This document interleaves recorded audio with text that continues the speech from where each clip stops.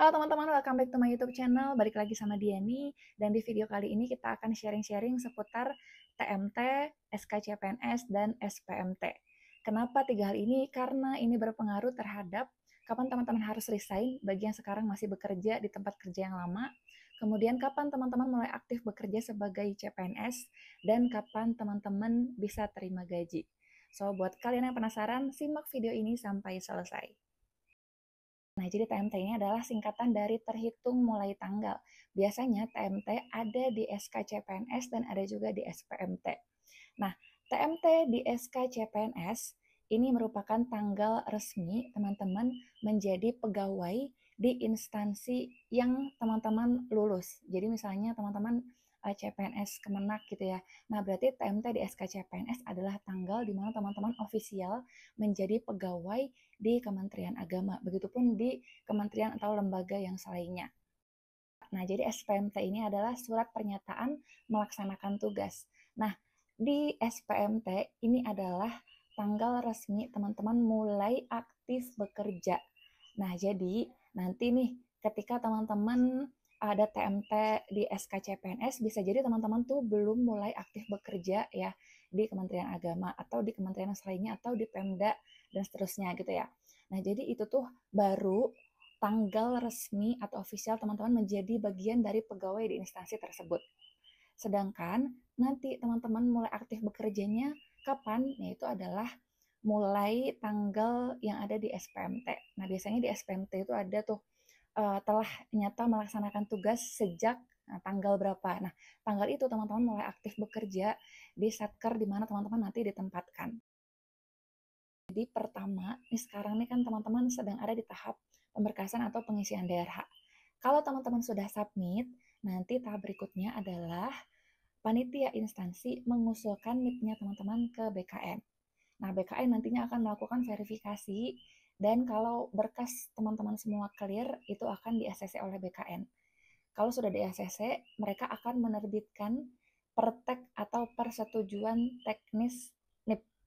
Nah, jadi kalau perteknip ini sudah terbit, ini akan menjadi dasar panitia instansi menerbitkan SK CPNS-nya teman-teman.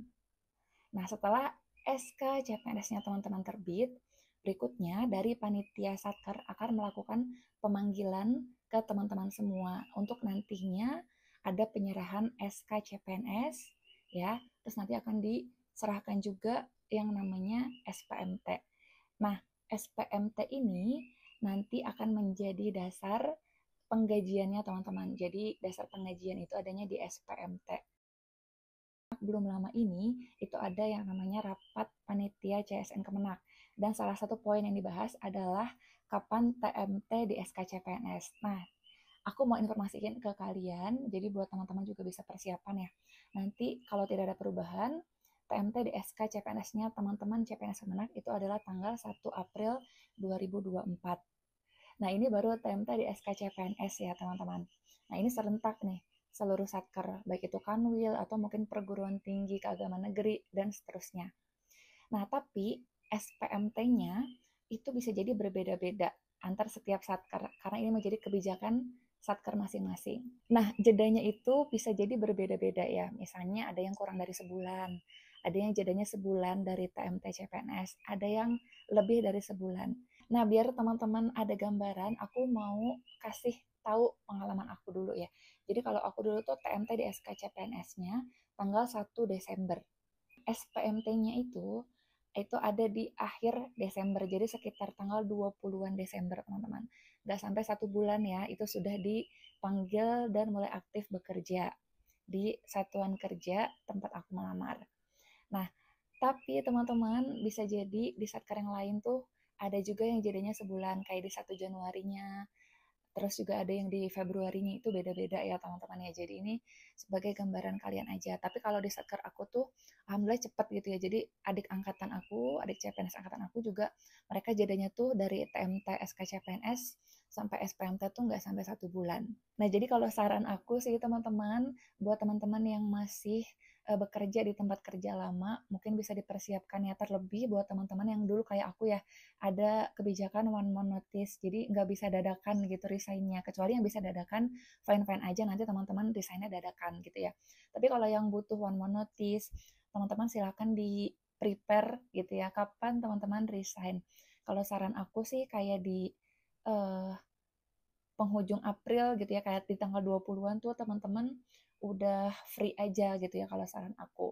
Tapi kalau misalnya teman-teman punya preferensi yang lain, ini hanya sekedar saran ya. Kalau misalnya teman-teman nanti aja kak, aku mau resignnya tanggal 1 Mei, silahkan aja. Tapi kita nggak pernah tahu kapan teman-teman dipanggil untuk mulai aktif bekerja sebagai CPNS di Satker, di mana tempat kalian ditempatkan. Nah kalau aku sendiri tuh emang tipenya tuh planner ya, jadi daripada aku nanti malah ribet sendiri, malah masalah di tempat kerja baru, masalah di tempat kerja lama, jadi mending aku tuh dulu prinsipnya, mending aku agak nganggur sedikit misalnya, cuma uh, sebulanan masih fine lah gitu ya, aku misalnya nggak terima gaji, daripada aku nanti malah ribet sendiri. Kalau aku sih kayak gitu sih teman-teman orangnya. Tapi kalau misalnya teman-teman mau nanti aja kak, agak nantian ya silahkan aja gitu ya, ini saran aja.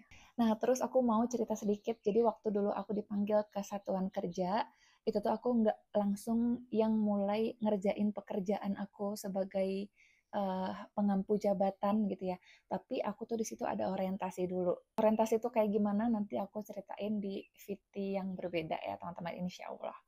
Nah segitu dulu untuk video kali ini, nanti kita sambung lagi teman-teman ya di next video. Buat teman-teman yang ada request atau mungkin mau ada pertanyaan, silahkan taruh aja di kolom komentar aku teman-teman ya. Semoga video ini bisa bermanfaat. Sampai jumpa di video aku yang berikutnya. Bye-bye.